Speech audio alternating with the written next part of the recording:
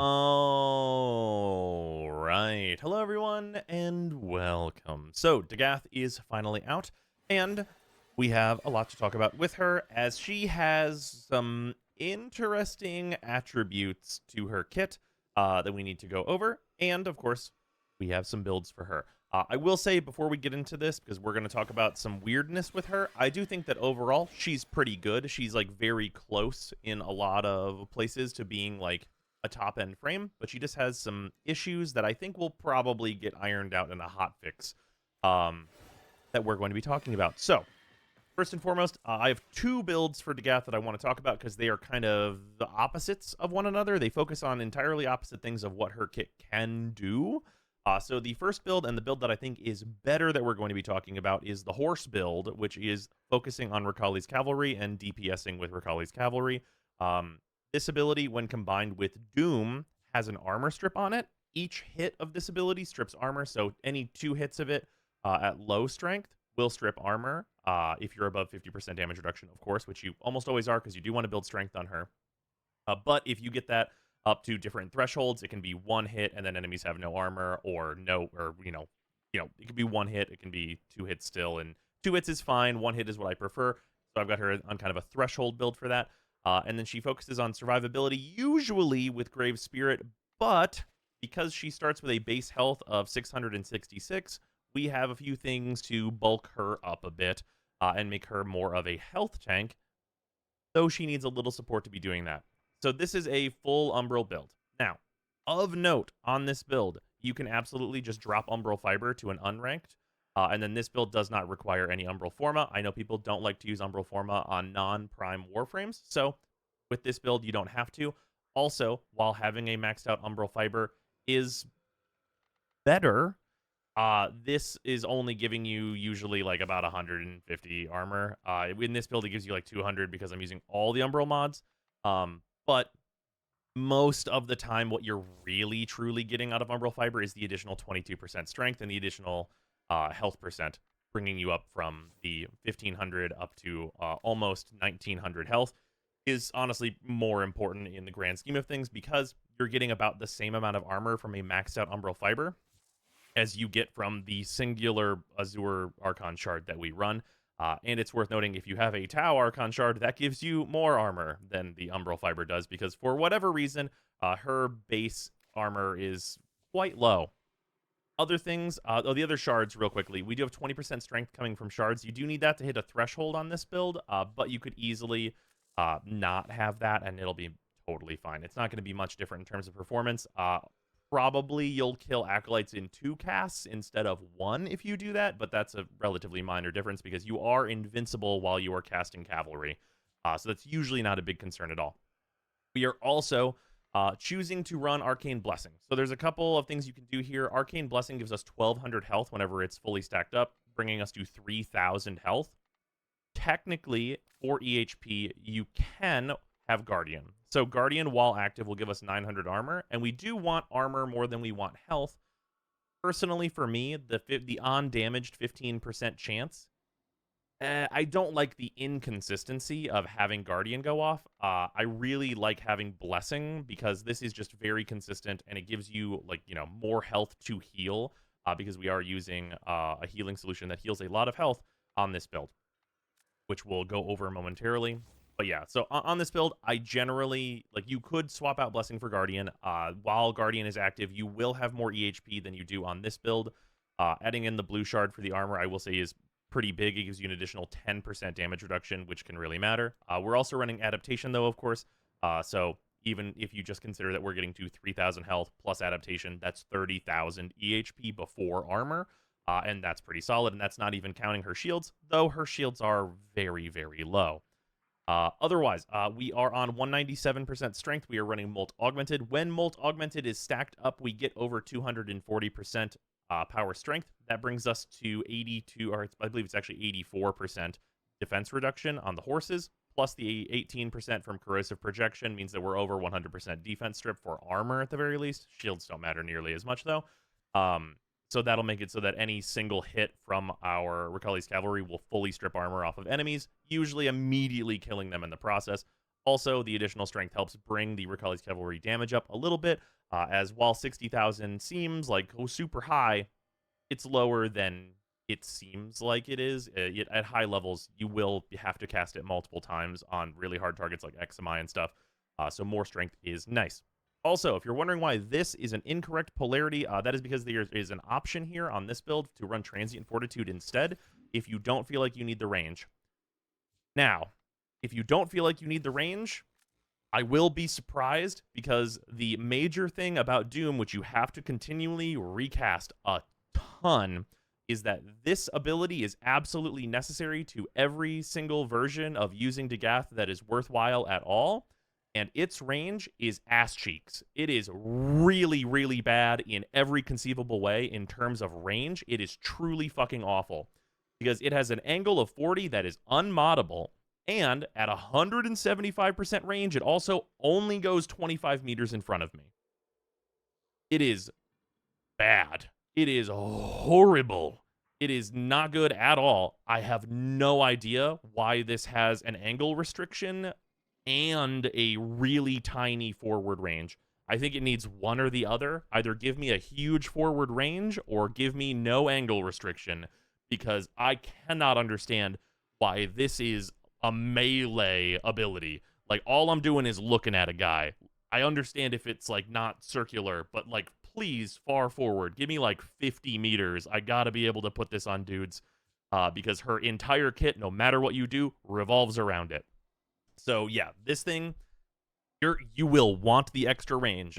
In such a time that they buff this range, if they buff it enough, you could probably, stand to drop Augur Reach. But before then, it ain't gonna happen. Like, it is hugely problematic to, like, because if you take out Augur Reach, this thing goes down to 20 meters. Like, 20 meters in, like, a tiny little area in front of you is just rough. It is a huge pain to use. So, there's that. But it is absolutely necessary, because without that, Ricali's Cavalry doesn't strip any armor, and then Ricali's Cavalry doesn't kill anything, which is a recurring problem we're going to come back to in a moment.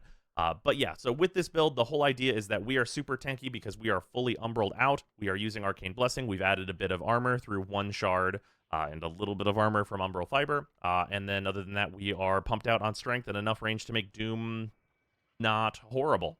I will note, if you wanted to go really big investment and add the second Umbral Forma, which I'm choosing not to, or alternatively, if you wanted to use just the one and then drop this to rank 0, like I said before, you could put Prime Sure-Footed up here. Also, another option is Cunning Drift, but probably Prime Sure-Footed is overall a bit better. Though you might be able to justify putting in Transient Fortitude and running Cunning Drift here. That might put you at a range threshold that would be comfortable enough. But I'm skeptical still, because Doom is really rough. Probably more comfortable. If you feel like Doom is already so short, like I do, adding Cunning Drift probably feels like a more sensible decision for a lot of people. But yeah, overall, this build is basically, it is a I'm using horses to nuke enemies build.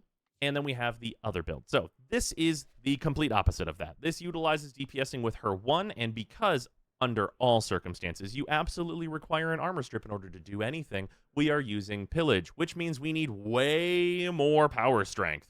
That means that we need to hit the 328 power strength threshold in order for Pillage to fully strip all armor and all shields. Well, all armor and most shields, because of course we're using Curse Projection to make up for about 70% of the strength that we would otherwise need to get, and that's just not doable in pretty much any case except for Hildren exactly.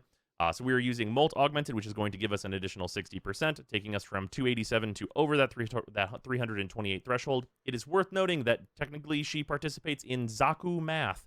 Zaku Math being that if you run a Tau Red Shard and a regular Red Shard, which I have not installed here, but it is a thing that you can do, that means you can drop Augur Secrets, because you'll be at the threshold where the full 60% from Molt Augmented will put you at exactly 60% lower than 328.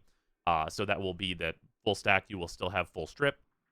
So that allows you to have an open slot for Augur Secrets, which can be any number of different mods. You could put, like, I mean, if you wanted to put Vitality in here to make this build a little more survivable, you could do that.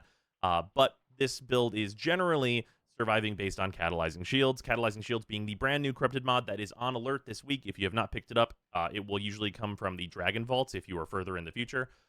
This is just a corrupted mod. This lowers our shields down to 50, and then makes it so that we have the 1 1/3 full shield gate immunity duration, which means if we fully restore our shields, we get a second plus of complete damage and vulnerability. This is the replacement for using the decaying key stuff. That stuff is nerfed now, so that we don't have like gear and doing unintended things with decaying key. Instead, this applies the playstyle. I will say I do wish that this was an Exilis mod, because then maybe it could actually fight for the slot with Prime Sure-Footed. And it's a bit strange that this isn't an Exilis mod, just given what its effect is. But it has been okay at giving me survivability on this build. I will say, Streamline is at rank 4 here. That is for a particular reason. So these abilities cost 65 energy. This one and Pillage both cost 65. And for that, it means that either casting Doom, which you're going to do all the time, or casting Pillage is going to give us the full shield regeneration, because we have exactly 50 shields. So that's going to make it so that we are getting a second of invulnerability each time we cast those. And of course, Pillage is going to be giving us that invulnerability as well whenever the shield comes back. Of note with Pillage, you do get a large overshield still. Overshields currently, in the current patch, are giving an extended shield gate. They won't do that soon. Pablo put out a tweet that is basically like overshields are not supposed to give you the extended shield gate duration, which I think is pretty weird, because it should be based on like the total shields you build up, whether that's overshields or not, I think. But that is going to be a change that's happening at the next cert update, so it'll probably be in the game for a while, and it'll be nice. But that is going to end up going away, so don't plan builds you're going to be trying to use for a really long time around being sure you're going to get like an extra 2 seconds out of your shield gate, because of doing like Pillage or any other shield building shenanigans with like Heroes 1 or anything like that, because that stuff will not remain in the game a la Pablo, though hopefully a mind or two gets changed on that. But basically, what I found is that using Weird Scythes plus Doom is fine. The problems with this build is you fully armor strip with Pillage, and that's great. That makes it so that using Doom plus Weird Scythes can kill enemies, regular ones. This will kill non-Eximus enemies, but Overguard, this ability has a very, very pretty much impossible time dealing with. It will eventually kill them, but it's so slow as to not really be worth doing, even at this 300% plus strength. It just kind of fails against Eximus enemies, and because of that, just building for being way tankier and pretty much impossible to kill, while also DPSing with cavalry, just ended up being better.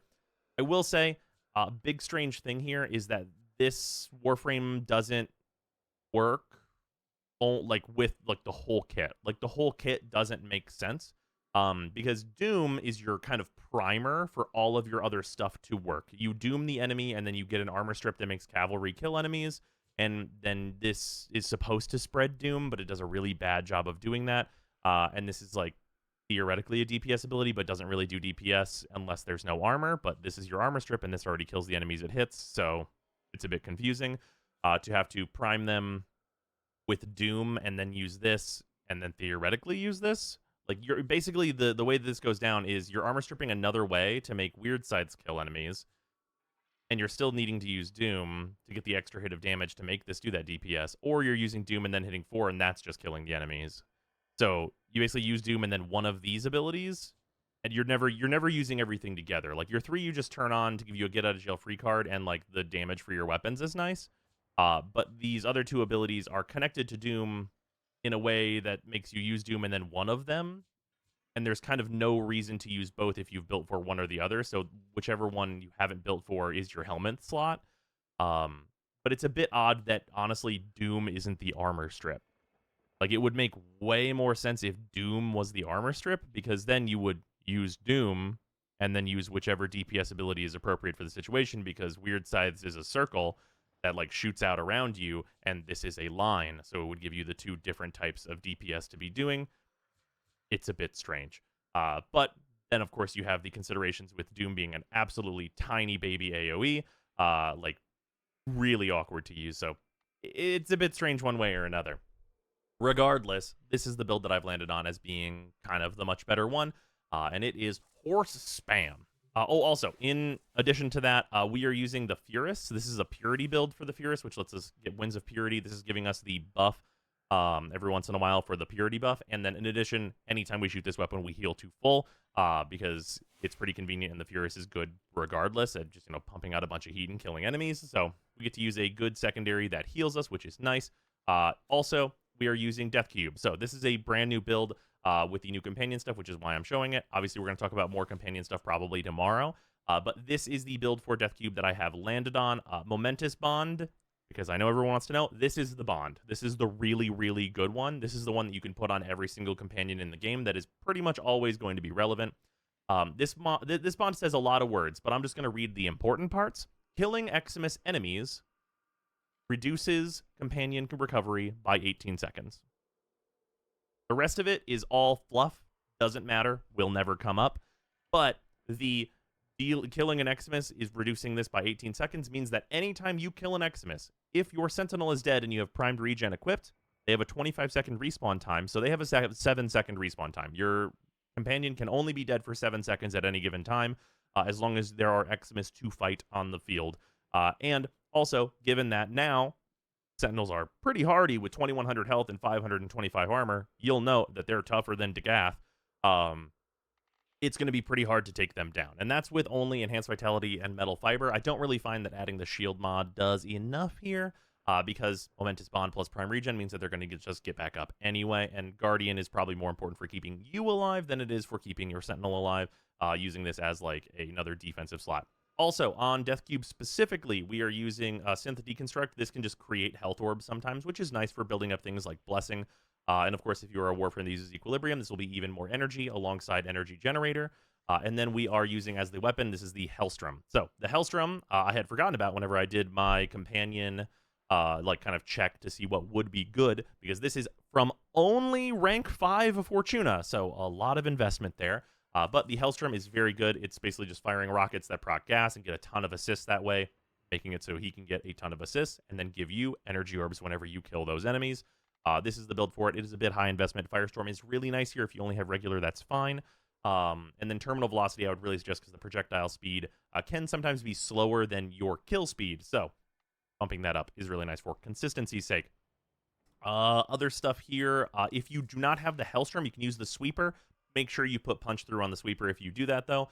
And then also try and lower the accuracy of the Sweeper by using like Heavy Caliber, as that also makes it kind of, spread out and hit more enemies. Also, the fire rate on the Sweeper is pretty good. You don't need to worry about the Sweeper or the Hellstrom doing any real damage, because Sentinel weapons, for the most part, don't do that anyway. There are a couple builds that can now, and we'll go over those soon. But yeah, the Hellstrom or the Sweeper are going to be best for Death Cube for proccing those assists and getting you more health orbs and energy orbs. And I would suggest either of those, though I prefer the Hellstrom, but of course it's much harder to get. So yeah, that's all the stuff that's going on here. Otherwise, I'm bringing the Boar Prime. Boar Prime, just it's a solid primary. It's good. Didn't want to bring any. I don't need to bring the Torrid. She's not in a state where I have to support her by bringing the Torrid. So the Torrid is actually the thing on effect here. But the Boar is quite good, so we're going to bring that. And then the Glaive Prime. The reason that you want to bring a Glaive Prime, honestly, is because you can hold the Furus and the Glaive Prime, and then you get blocking while also being able to shoot this and heal. So if you're ever in any danger, you can just pop a couple shots and heal back to full instantly, and then you're totally out of danger. Otherwise, these yellow shards, I don't think I went over. Just some parkour speed and then 1 casting speed shard. You could do 2 casting speed shards, but I really don't think she needs more than 1. 1 is a really nice, you don't stick to Rukali's cavalry for too long. And because you're spam casting so much, it is a little helpful to have a bit more speed. But yeah, that's what's up here. In terms of showing off what this does, and you can see the health here if we look in the healing. It's up to 3,000 health. And then 20 Cryptid Heavy Gunners, they're level 200. Hit 2, hit 3, hit 4. This is what it does. This is without all of the additional strength, obviously, that we'll get from, Augmented. You can see, the range on Doom didn't do us any favors there. But it is able to kill them quite well. Yeah, Doom not doing us any favors, but you hit the enemies with the horses, they die. They take a couple 100,000 damage, and it's, as long as they are doomed, because they will have no defenses, going to kill them. Also, with this build, we are using Nourish in order to keep our energy economy going. That is pretty much the reason that it's here, although the viral damage to go with the crit damage that we're getting from R3 will make pretty much any weapon you fire really, really good, as long as it's at least decent to start with. So we're generating a ton of energy with Nourish. firing our 2 and our 4 continually forever, and wiping out the map with that. In terms of like the kill rate that we're probably going to see whenever we do the Steel Path mission with this, it is like usually like about like 900 kills per 10 minutes, which is like a little less than I'd want to see. But that is mostly, once again, due to Doom being such tiny range and needing to be recast so much that I'm basically chasing down enemies just so I can use my tiny little AoE on them to make my 4 actually work. And that's pretty much what's up with that. Let's get to the Steel Path. Path of Steel begins. Yeah, Nourish is doing a lot of heavy lifting here in terms of the energy economy, because we are just, you know, hitting all kinds of thresholds, or needing to, rather. You can see just how much energy we're generating in the bottom right here. Also, worth noting, we found out recently, and by recently I mean on the release stream for this update, that Nourish is actually the most used infusion in the game. Probably because it's just quite generic. So we can see we use our 2 and then 4 there, which is pretty effective. Luckily, with high enough strength, we can usually kill like fodder enemies even without the need for anything else.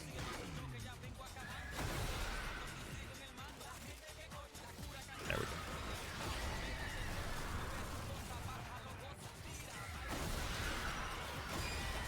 Kill all these guys.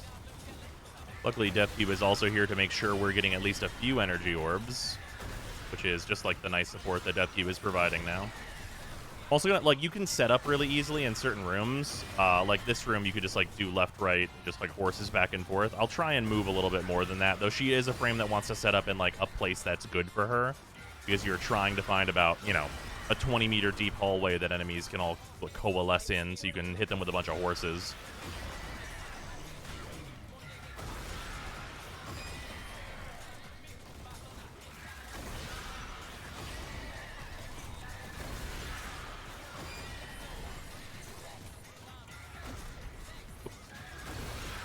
Looking at the objective marker.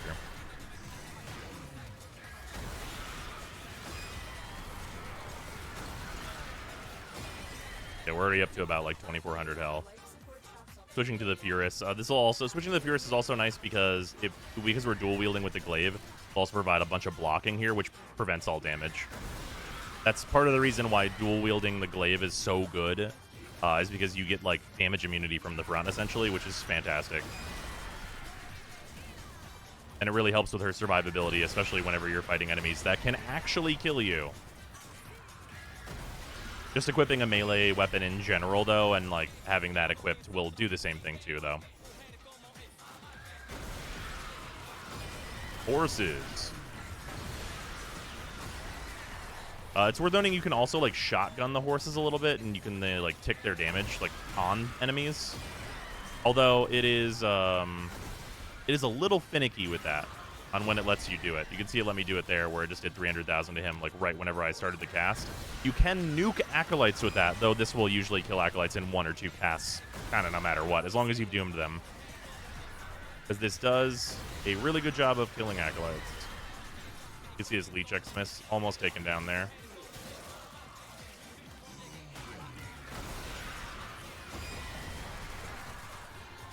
Big hallways like this are like okay, though this hallway, worth noting, this is kind of the thing with Doom, is that like this full hallway is about your limitation for Doom.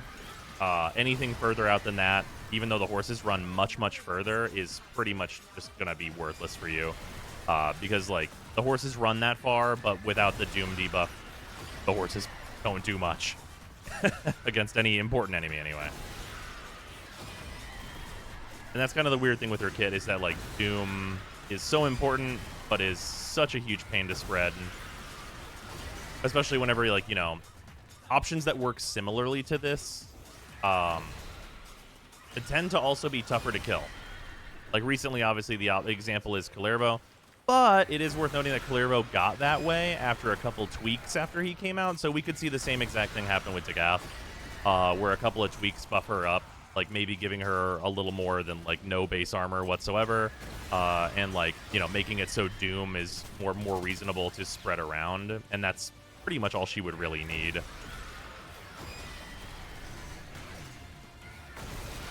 in order to be much, much more consistent.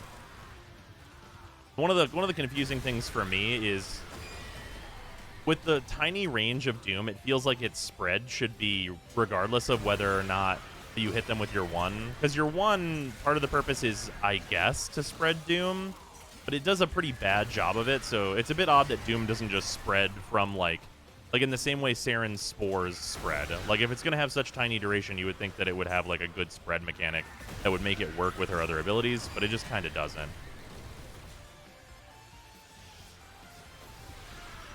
Yeah, but Doom specifically is more so that, like...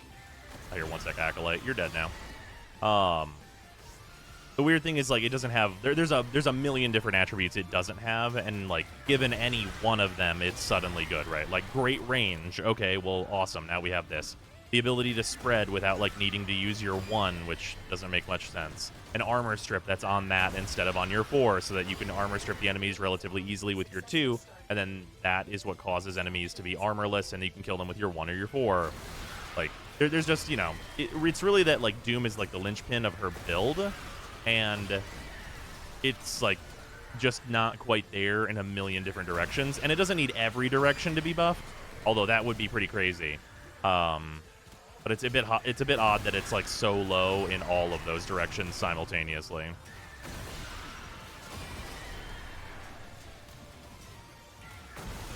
Horses.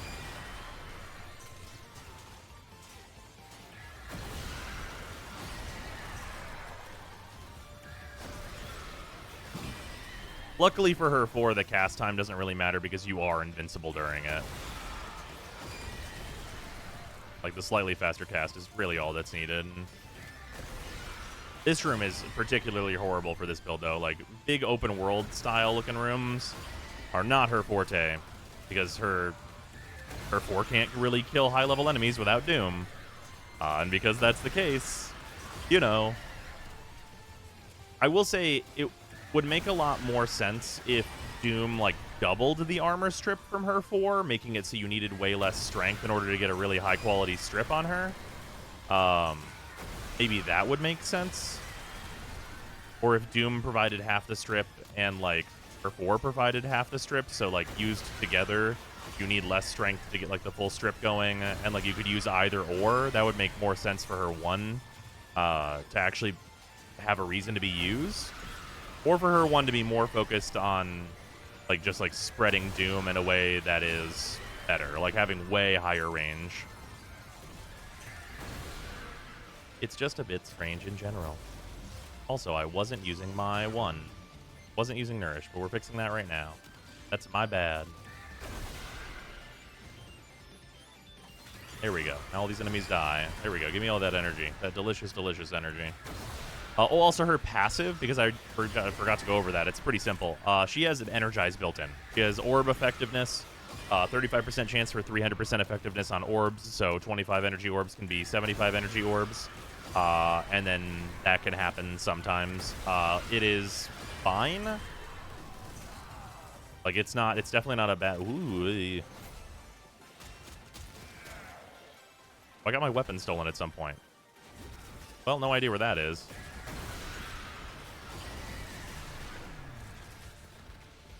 We'll use the operator to heal instead. I think this is it here. No wonder I was getting hurt. Give me my Furious back. There we go. Now we're back to full health.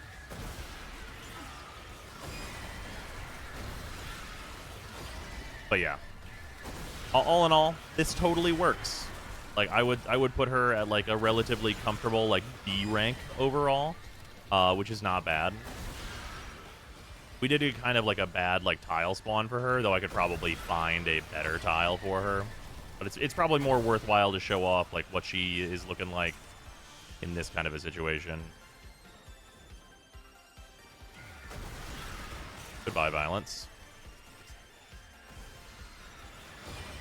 Yeah, she has no problem dealing with acolytes, that's for sure. Because they fall pretty easily to her little combo. That is for certain.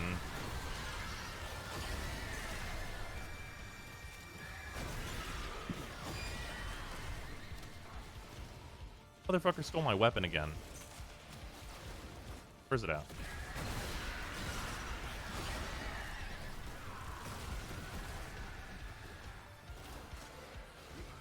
stop that shit.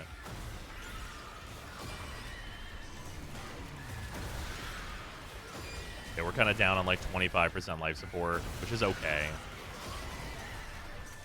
Yeah, grab some right there. So we're about like 750 kills, which is lower than I've had in like some past tests, but I was in much better setups there. Pure hallway setups are where she ends up like really shining, obviously, because that's the way her AoE is. Especially if you have like double short hallways, because her 2 is very short, even with 175% range. I know I keep harping on about that, but like, it really is a very, very odd choice. Like, even that, there's a bunch of enemies in the doorway that we didn't hit there. Like, from here, I won't hit every enemy in this hallway that was right here.